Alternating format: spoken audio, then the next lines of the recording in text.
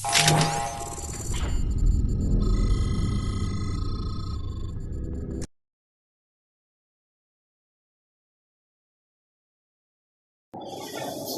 warahmatullahi wabarakatuh. Saya Muhammad Izrifan, Ketua Kumpulan Bagi Solar Light.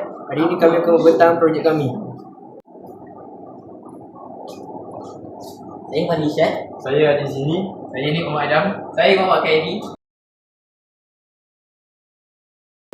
Antara bahan-bahan yang diperlukan ialah solar, lampu LED, resistor, pemegang bateri, wayar, kertas warna dan kad warna, cardboard serta bahan tambahan lain seperti gam perekat panas atau hot glue gun, pisau, gunting serta alas untuk memotong cardboard.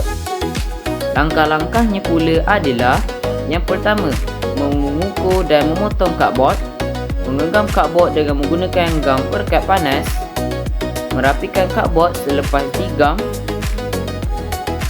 menampalkan kertas warna agar kelihatan lebih cantik dan kemas. Seterusnya, pemasangan wiring pada LED. Ambil wayar merah, masuk ke kaki satu Swiss.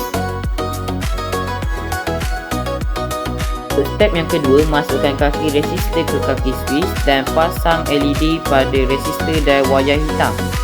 Dan inilah hasil selepas projek kami siap.